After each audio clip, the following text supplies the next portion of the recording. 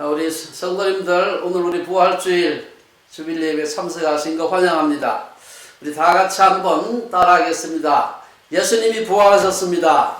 예수님이 부활하셨습니다. 예수님이 부활하셨습니다. 예수님이 부활하셨습니다. 제가 예수님이 하면 여러분들이 부활하셨습니다 이렇게 보시기 바랍니다. 예수님이 부활하셨습니다. 예수님이 부활하셨습니다. 오늘 우리 부활주일을 맞아서 함께 우리가 복음서에 있는 말씀을 생각해 보려고 합니다. 혹시 우리 PPT에 우리 사진 하나 올라와 있습니까? 예. 여러분들이 사진에 보면은 저희 집 바로 앞에 주차장 드라이브웨이에 보면은 튤립이 피어 있어요. 사실 이 튤립이 보통 때는 튤립이 꽃이 지고 나면은 잎사귀와 이 줄기와 이 모든 것이 시들어가지고 없어집니다. 그래가지고 그 밑에 돌이 있는데 돌 밑에 뿌리만 있는 거예요. 그래서 1년 내내 안 보이다가 이때쯤 되면은 꽃이 나와요. 저는 깜짝 놀랐습니다. 심지 않았는데 이 튤립이 어디서 어떻게 생겨났지? 저는 몰랐는데 해마다 튤립이 꽃이 피었다가 요때만 피었다가 요때가 지나게 되면 쓰러지고 뿌리만 남아 있습니다. 돌 밑에. 그리고 요 부활절이 되면은 이 튤립이 빨갛게 피는 겁니다. 그래서 너무 이뻐서 여러분들에게 한번 보여드리면서 이 부활의 그 계절하고 너무나 맞는 그런 사진이 아닌가 싶어서 제가 소개를 해드리는 겁니다. 오늘은 오늘 부활주일인데 우리 어린이들도 있고 해서 제가 한 가지 얘기를 좀 해드릴까 생각합니다. 여러분들이 혹시 유명한 인물입니다만 프랭크 모리슨이라는 분을 혹시 들어보셨는지 모르겠어요. 원래 이분의 본명은 알버트 라스라는 사람인데 이분이 원래 알려져 있기는 프랭크 모리슨이라는 이름으로 널리 알려져 있습니다. 많은 책도 썼고 프리랜서 작가입니다. 근데 이분이 이제 연도가 1881년부터 1950년 우리 6.25 때까지 살았으니까 사실은 지금부터 한 100년 전에 산 사람입니다. 이분이 살았던 시대에 유명한 영국의 진화란 중에 토마스 흑설이라는 분이 있었어요. 이분은 아주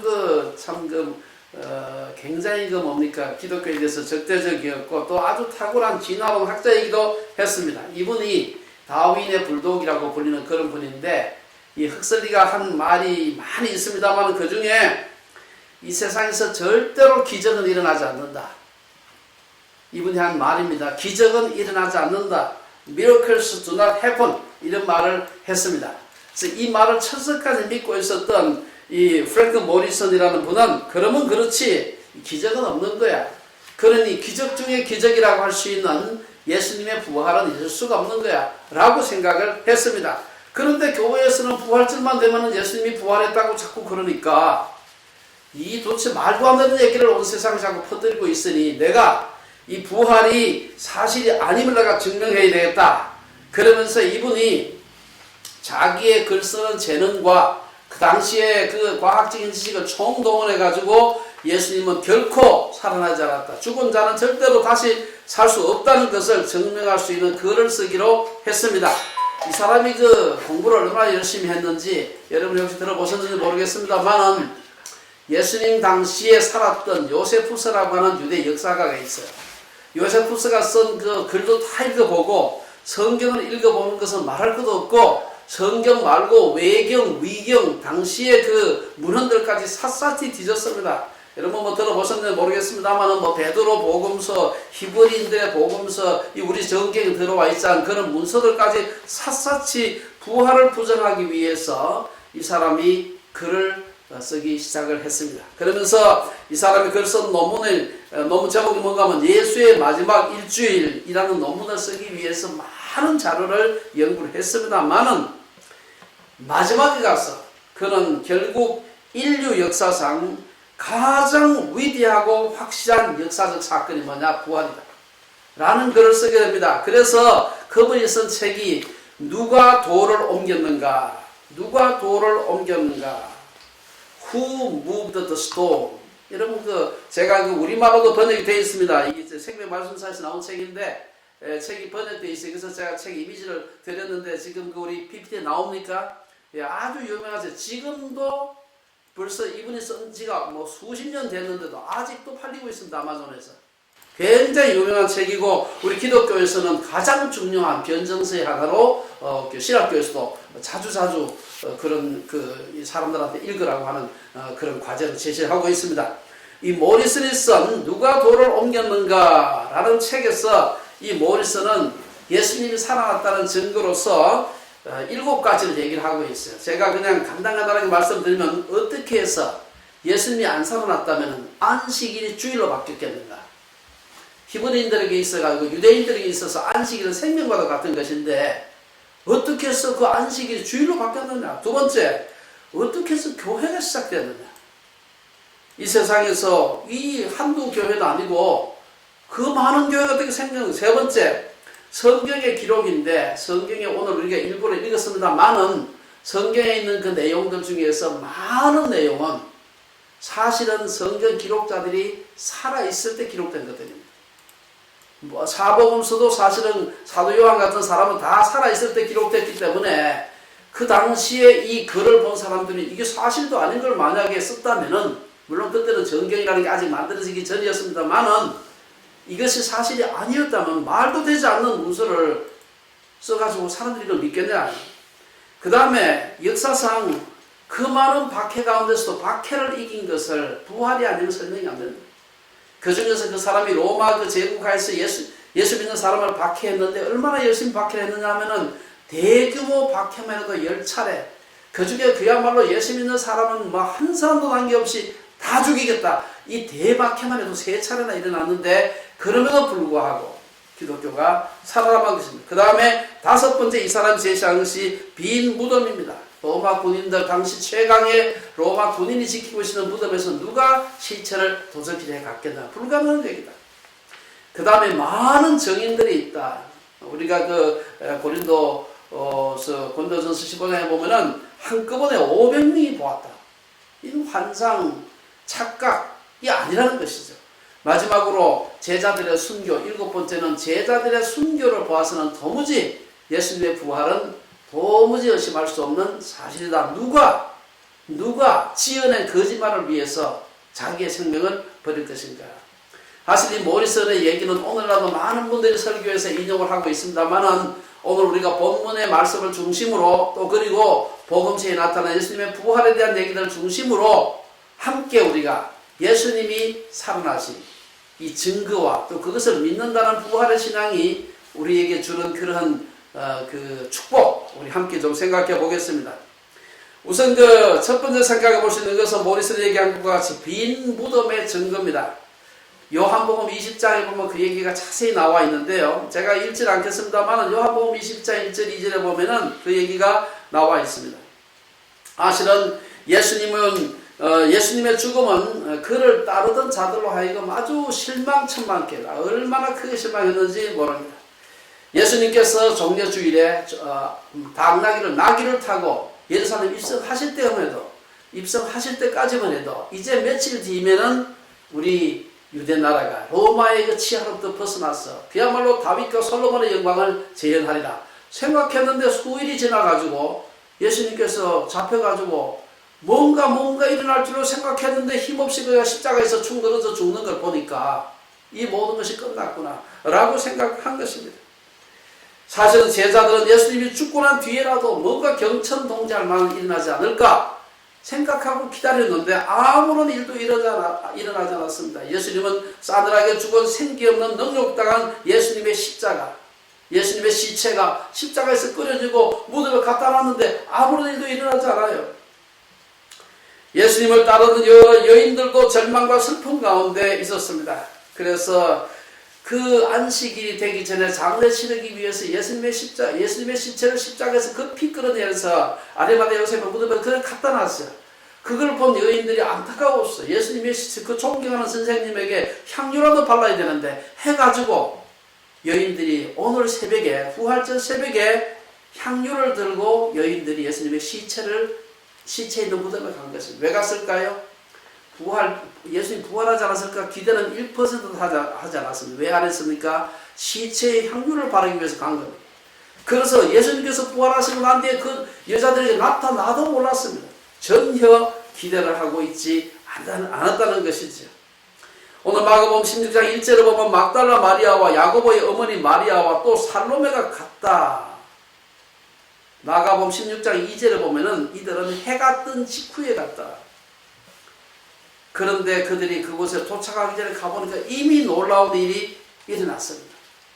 우리가 가면 누가 돌 그 큰 장정이 몇 사람 굴려도 힘든데 그 돌을 누가 굴려줄까? 가보니까 이미 굴려져 있었어요.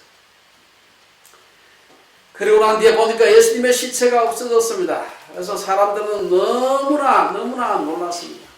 예수님이 어디로 갔을까?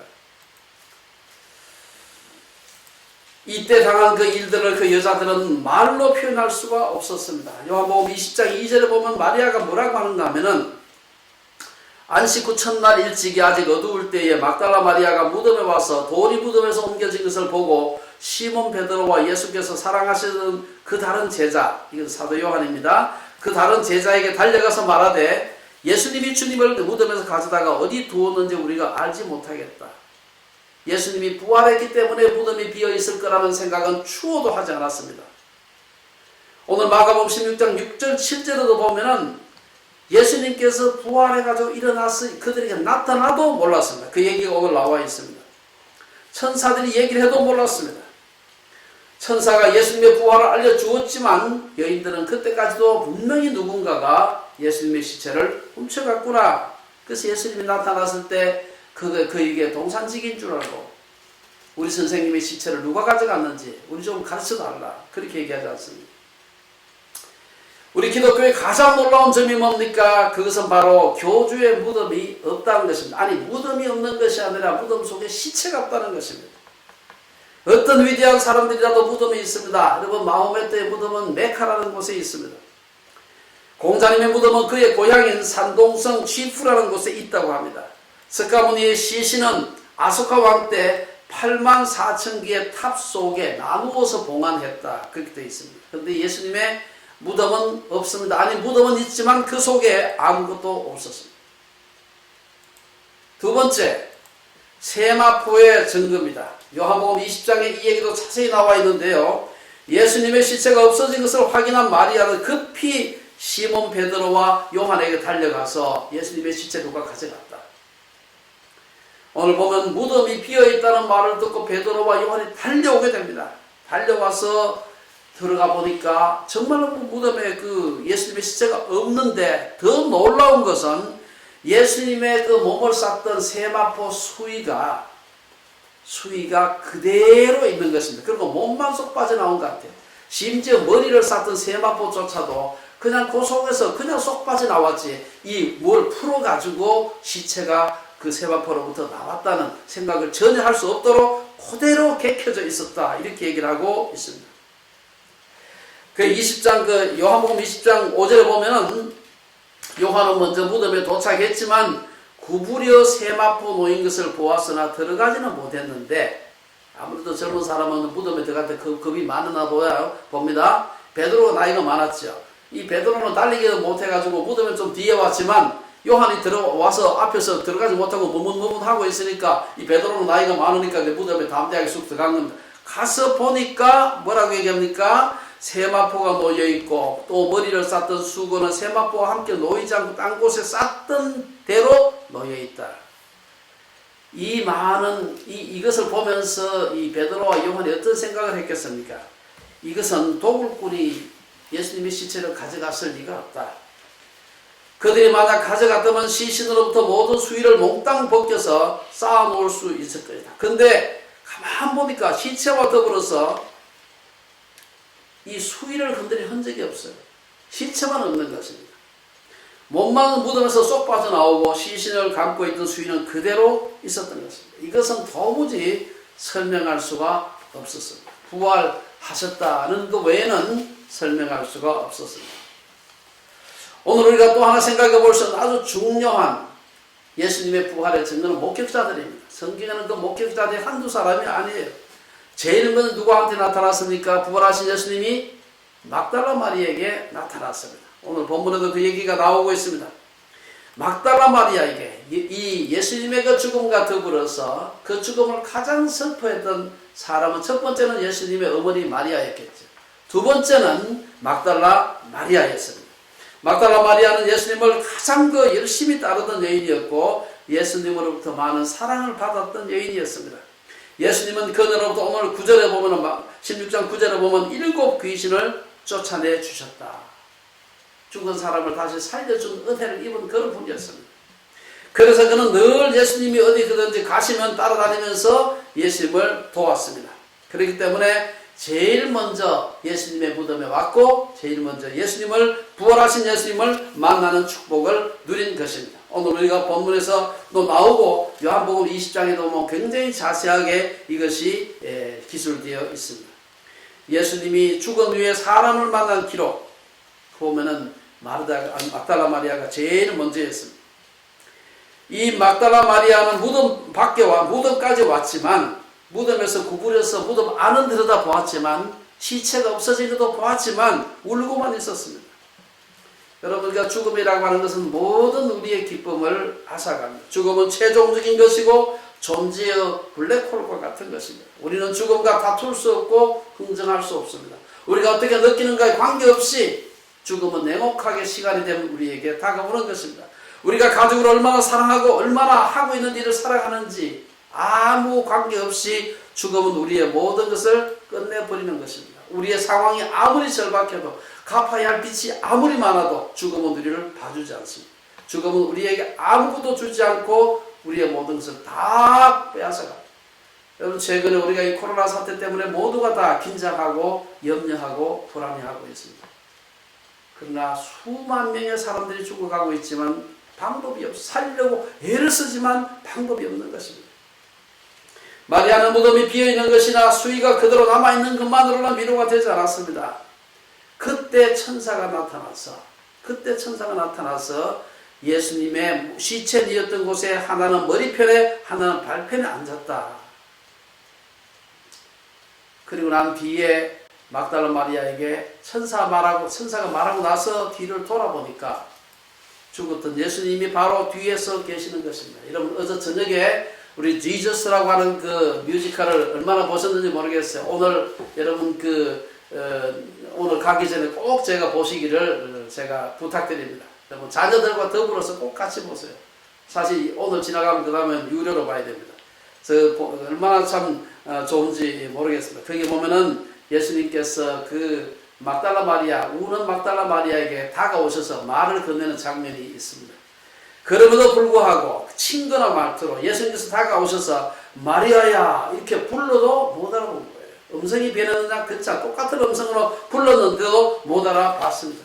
나중에 이제 이 예수님께서 마리아를 부르는 그 말 음성을 알아보고 난 뒤에 너무나 기뻐서 마르다가 이때 라보니여 하고 부릅니다. 라보니 하는 게 히브리 말이에요. 선생님 하는 것이 이것은 마리아가 살던 시대에 사람들이 쓰던 말은 사실은 이 성경을 기록한 언어는 헬라어입니다. 헬라어인데 요 성경을 기록한 기록자들이 요 라보니여 하는 말은 유대말로 썼어요. 독특한 표현이죠. 마리아가 예수님을 부르는 이 말은 헬라어가 아니고 히브리 말이었습니다. 히브리 말 라모니 즉 선생님이란 말이 마리아에게 특별한 의미가 있음을 의미하는 것입니다.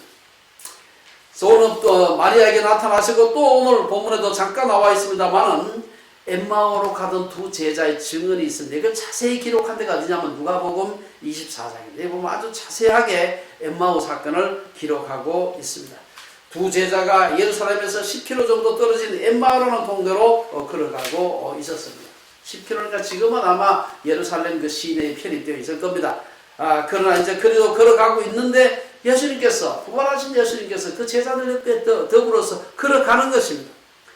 다 걸어가서 엠마오라는 데 가서 유숙할 때까지도 그게 예수님인지 몰랐어요. 왜? 예수님이 부활할 거라는 것을 전혀 예측하지 않았기 때문입니다. 누가복음 24장 3절에서 그 이하에 쭉 보면은 함께 음식도 잡수시고 떡을 가지시고 축사하시고 그들에게 떼어줄 때 그들의 눈이 밝아졌다. 무엇을 연상케 합니까? 며칠 전에 최후의 만찬 했을 때 그 최후의 만찬 장면이 팍 생각이 나는 겁니다. 물론 성령께서 깨닫게 주셨죠. 예수님이라는 것을 사실 10km 같으면 상당히 먼 길입니다. 제가 산책을 좋아하지만 10km 같으면 여러분 2시간은 걸어야 돼요. 빨리 걸어도 2시간 걸리고 천천히 슬픔에 빠져서 걸으면 3시간 걸어야 돼요.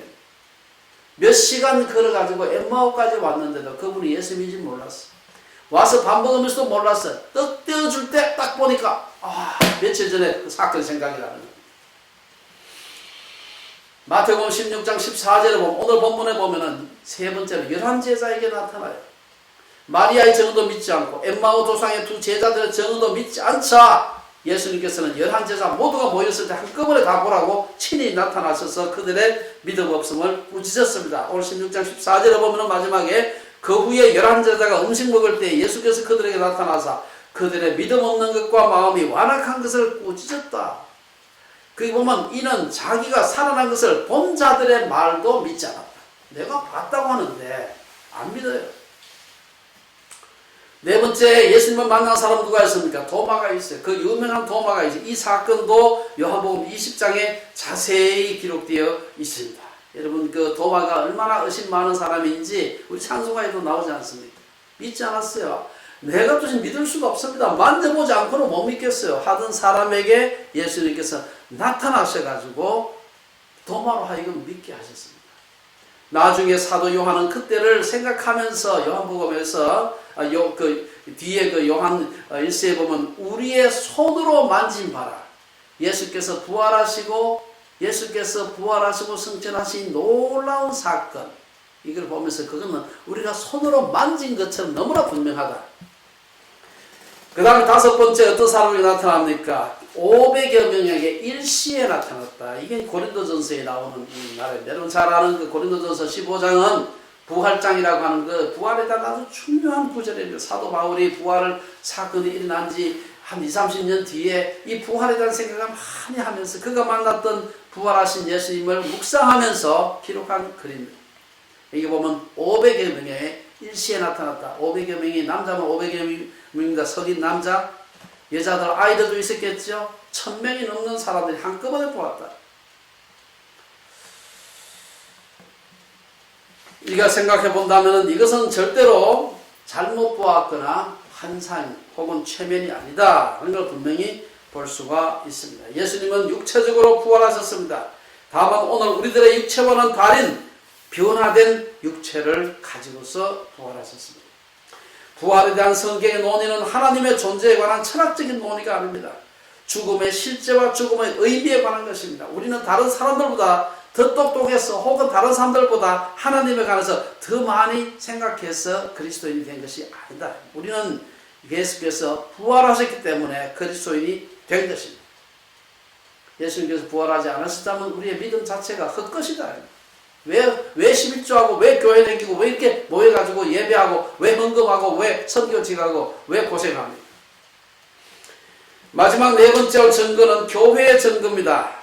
교회의 증거. 예수님의 부활 사건이 일어난 지 2000년이 지난 오늘날 예수님의 부활을 증거하는 가장 생생한 증거는 교회입니다.